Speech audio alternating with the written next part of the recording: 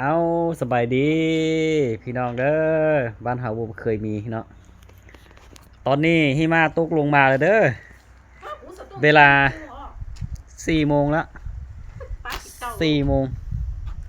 สิฮอด5 โมงแล้วยังไง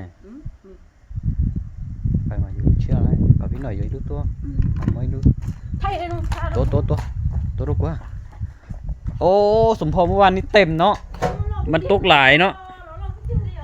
มันตกหลายเด้เบิ่งเด้อเมื่อกี้นี่ยังบ่ซ้ำนี่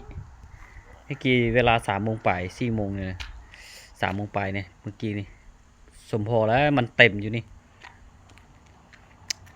ตอนนี้มันตกหลายเด้อ5 โมงยังเนาะ5 โมงยัง5 โมงยัง15แต่ว่าอยู่ลาวแม่น3 โมงยัง15เด้ออยู่ลาวเด้อมันตกหลายเด้อเวลานี้โอ้งามเด้เนาะสิพาไปเบิ่งมื้ออื่นนี่แหละประมาณนี้แหละมื้ออื่นเช้านี่อยู่ชั้น2อยู่ชั้น2มันเป็นหลังคาเนาะเพียงอยู่เบิ่งเด้อพี่น้องอยู่บ้านเฮาบ่เคยมีเนาะบ่มีแล้วบ่เคยเห็นเนาะงามอยู่มันตกลงมาเนาะอันไทยเดือน12แล้วก็เดือน1เนาะมันจะเต็มอยู่นี่เดือน1เดือน2เดือน3เนาะมันเต็ม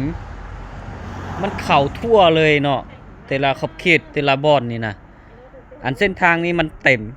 ถ้าบ่เอารถมาดุดมันรถจะออกไปบ่ได้เอาเบิ่งนำกันเด้อพี่น้องเด้อเพื่อนเบิ่งนำกันเอามาตายแล้วยังบ่ได้อ๋อเอาไปแปลงอันนี้ผู้สาวสิได้กลับบ้านวันที่7นี่ละเบิ่งนำกันอยู่นี่นะโอ้ย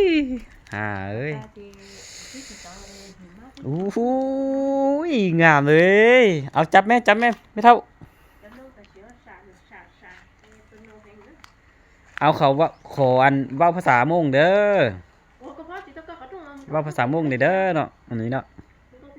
เว้าภาษามงก็ได้เนาะ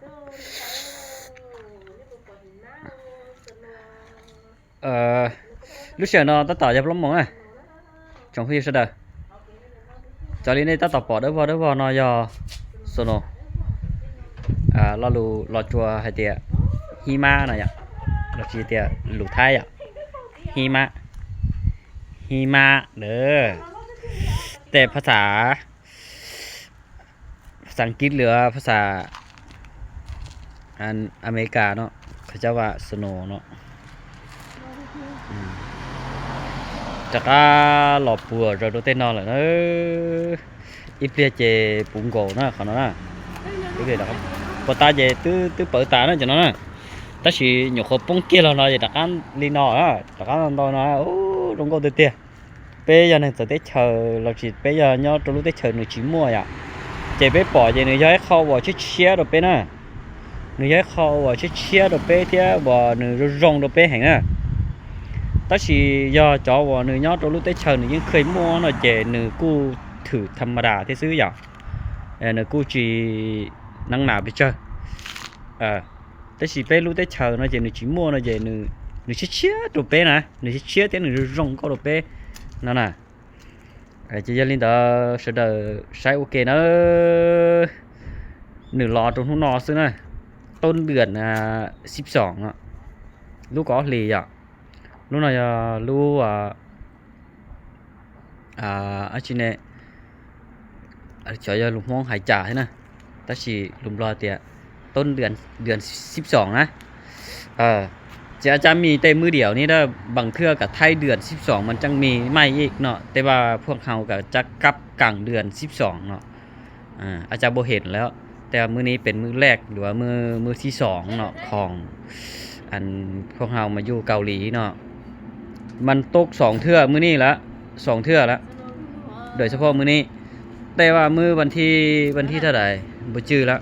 บ่ได้จำมันกระตก เดือน11แต่ว่าบ่จื้อว่ามื้อใดแล้วก็ได้เป่าพันไปอาทิตย์หนึงแล้วเนาะอืมแต่ทุกๆปีเขาเจ้าว่ากลางเดือน12ขึ้นเมื่อมันจังตกเนาะแต่ว่าอันนี้มันต้นเดือน12เด้อมันก็มีส่ำนี้แล้วเนาะอู้งามเด้งามๆเด้อไอ้น้องเฮาเอาจับไม่เท่า Ôi, nhà hay chị chẳng. Rồi về chỉ lấy mù tê mình nhớ là lấy mù tê hả nè. Chị lấy à, bên nhau hả? ใครอยากเห็นหิมะเนาะมาชมน้ำกันแล้วก็มาเบิ่ง Mà น้ำกัน này เนาะ bên mình đi sẽ nói chưa một bữa xích khởi dương mà. Ồ, rồi rong có cái phó là tiêu lưu chế, chị thay là chị nên chế chị phụ nữa. มันเย็นเนาะเย็นบ่แม่นหนาวมันเย็นเกินไปแล้วตอนนี้เนาะเย็นเนาะ Rồi nó có tỏ lúa, ta phải thay sang là sai là หมู่เพื่อน là ที่ chị เขา tết แจ้ sống ง tổng ไ à. เนาะให้ฮู้จักแล้วก็ Là một chút nấu Mà màu xôm xinh cảnh. cái xèo cũng Mình mua nhìn lại, trên cũng phải mua đó. chút plan nó. Anh ấy มื tiêu อ một มัน tao แดง hả? เบิดละ Ê, thế thế là chút ta là อยู่ประเทศเฮาบ่เคยมีซันละมา Ừ, ừ, ừ. เฮามาเห็น มัน นี่ ก็ มัน จะ จะ เจ๊ก เป็น ไว้ แบบไม้ๆเนาะทุกอย่างมันไม้ๆให้ Tao cho เฮา hắn là tao chơi sân nó rất phổ. แต่ว่าประเทศเขาเจ้ามันมีแล้วเขาก็ถือธรรมดาเนาะ Tên đâu rồi nó chơi sẵn sàng sân เขา nổ. บ่ได้ถือใหญ่แล้วก็เขาบ่ได้ว่ามันสิม่วนเขาเนาะแต่ว่ามันเป็น Ừ. อัน Ta kia nó hay à ไม่ hay ให้ à? คนลาวเฮาเนาะ Ta kia sân rú, sân nổ luôn dần rú vào thằng chí mà. Ê, mi cũng ra cho này. Thay vì được cho ta sáu họ có phụ เพ phụ ราะว่า na. เห็น Bố bố cái hay có chúng con hay tiền. งามเนาะ Nếu hay mốt chó là họ này chỉ thay cái ít xế nuôi ก็ luôn ขอบ à. ใจหลายๆที่มีพ่อแม่ที่ส่งเสริ Chị ม ao á. จัง Ai cho à, trái chỉ xít thẳng hay ao cho mà không khác con. Chỉ tao xít thẳng là chỉnh tránh cá thì ô ที่ su. พาพ่อ Cả แม่ nó พี่ tới น้อง trong มาสม bụng มาเที่ยว tụi มา nó เบิ่ nổ ง có กัน sao. ใครมีเวลา Có phải là เที่ยวเด้อ đu tả đấy ha. ฮะ Đu tả. ดูเอาเชื่อ Nhà